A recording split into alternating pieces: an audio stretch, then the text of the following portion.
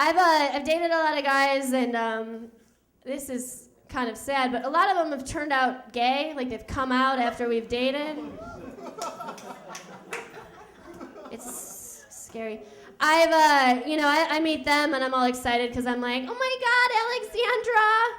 Like he's so well dressed and he just understands me, and like to his friends he's probably like, well, she looks like a dude and swears like one, like, I guess this will work until I memorize that coming out speech, Don't. Slowly.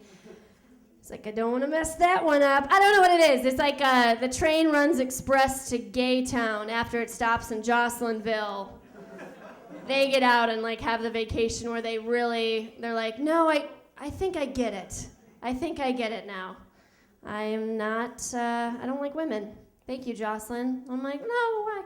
Every time I go out with my friends, like my friends think it's really funny. It's like the big joke that I get like the creepiest dudes at the bar. They're like, oh, watch out, Joss, there's a creep over there. Like, look out. I'm like, it's funny, it's my life.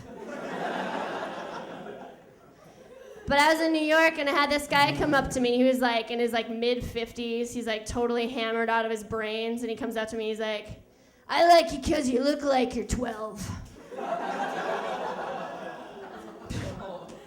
He's like, but I ain't no perv or nothing. I'm like, well, sir, you're obviously a pervert, but I like you because you're not ambitious to go after a real 12-year-old. Good news for you, I happen to date lazy creeps. What do you say? Let's make some mistakes. I drink a lot. I drink way too much because if I don't, I shake.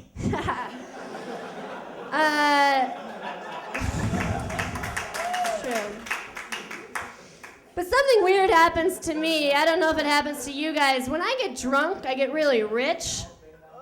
All of a sudden, I start thinking I have all this money. I'm like loaded. Totally broke. I go up to the bartender and I'm like, hey, put everything on my tab. Don't let anybody pay for nothing. I got this one. It's like the credit card I applied for because I actually needed the free t-shirt that they offered with it. Like that's... But in New York, they have this jukebox that takes credit cards.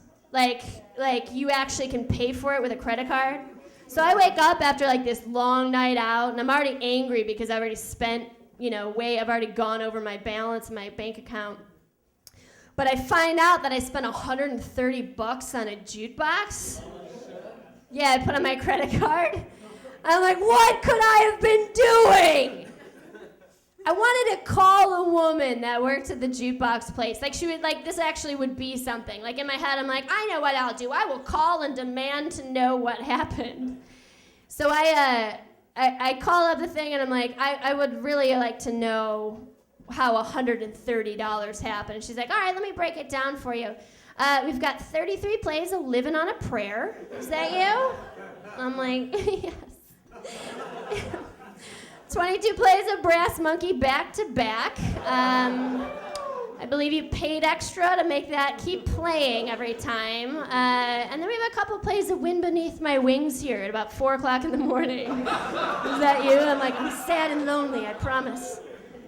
Please don't tell anyone about this conversation. Click, boo!